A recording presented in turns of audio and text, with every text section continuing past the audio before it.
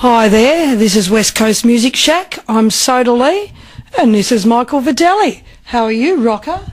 I'm very well, and I'm rapt to be here. Thanks for having me. Well, lots happening, huh? 2009's been a productive year for Vdelli. You've had your 12th release, and on Easter Monday, you're off to Europe for the umpteenth time.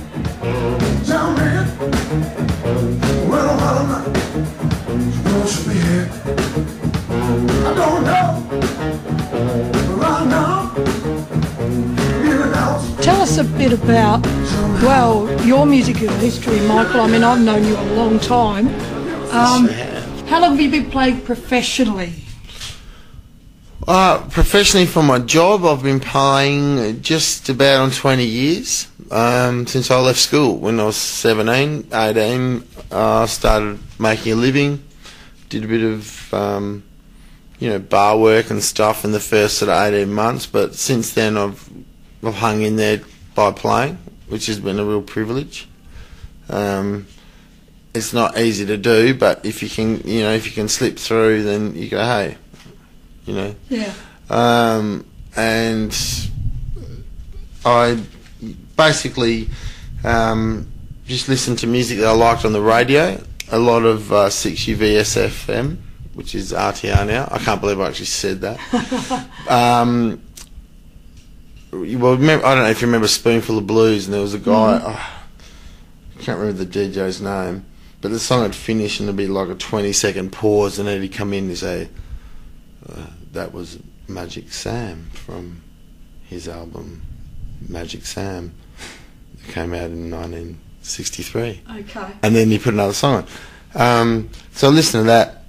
My old man's a musician. Basil, he rocks too. Yeah. Go on. And he just said, listen, son, do anything you want in life. I love you and my son. Do anything you want. I support you in anything except being in music. And that was when I was about 16. So that, obviously that was what I was going to do, is play music after he said that. And then when I was about 18, 19, I played in a duo with him called Billy and the Kid, and we were quite successful. We played most nights of the week, and as an 18-year-old, I used to have to set up the PA and all the equipment and pack it all down and load it back in the car or whatever. I did that for a couple of years. Dad always had perfect timing. Just as I'd finished rolling up the final lead, putting it in the crate, putting it back in the car and shutting the back of the station wagon door, he'd come out with the money going, is all the gear done yet? Oh shit, sorry. He had it perfectly timed. So I learnt there. And then we lived at Rottnest together, played there and in Broome and in Kalgoorlie. And then after that he helped form Power Shift. Right, that's right. And that's when you met Gerard, wasn't it? That's when I met Gerard. The original lineup of Power Shift was myself, Dad, John Kendall and Mark Greenwood. And Dad was just playing in the band until we found a fourth member, and Johnny Kay said that Gerard's the guy, but he's wearing the black coat.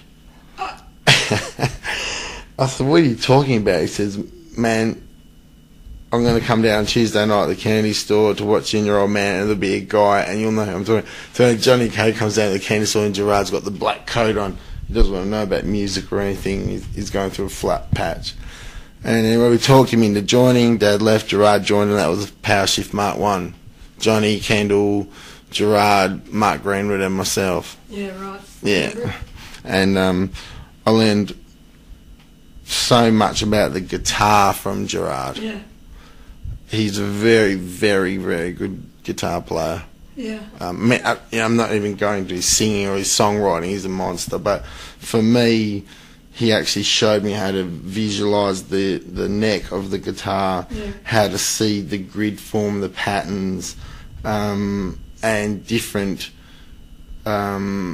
unorthodox ways of holding the guitar with the left hand, and forming those sort of funky chords that he does. Yeah.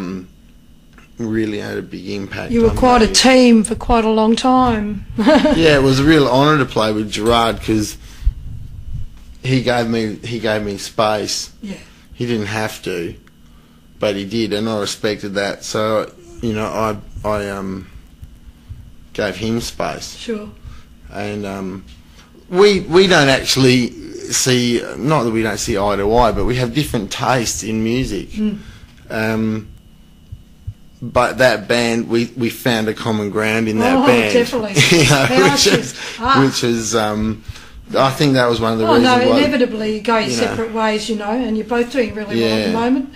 But we hung in there with that little narrow, and then when Billy Blissett joined with his vocals, Roy Daniel, good team, Rick Whittle, band. good. That was a good band. Good for me. I mean, I was 20 years younger than everyone else in the band. Yeah, that's right. So it was, you know, I was just going to the gigs every night, just like peaking. Just couldn't wait to plug in and start going. What are they going to do to me tonight? What are they going to do? Not a lot's changed. You're still peaking at gigs. The energy's still there. That's. Yeah, I liked being the youngest there for a while. Being the youngest was sort of cool. Being the youngest by a lot was cooler. Yeah, because you're allowed to make blues and you can get away with it. Exactly. You can be irresponsible. Yeah. You're learning. Irresponsible? Does much change? No. Well, you know. As long as I can sing, that's the main one now. Sure. As long as I can basically do what I want, as long as I can sing. If I can sing the gig, I don't get any complaints from anywhere. No, right. If I turn up husky and been behaving badly and I can't sing, which I don't do. I mean, can't remember the last time I did it. I mean, I've done it. You know, I've done it. But now I'm sort of a bit more in tune with what I can and can't do. Of course. You know, than I perhaps was. Yes. Right, Let's put it that way. You know, you do. You take things more seriously. This is what we do.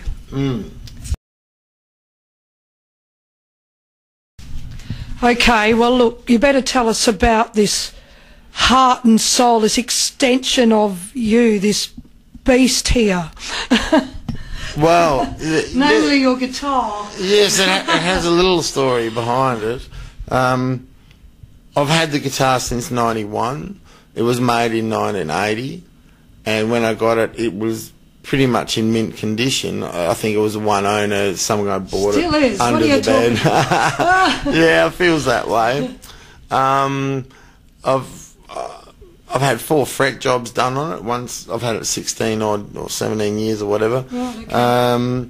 And every 4 or so years I get it refretted, which people that are into guitars will probably go, yeah, cool.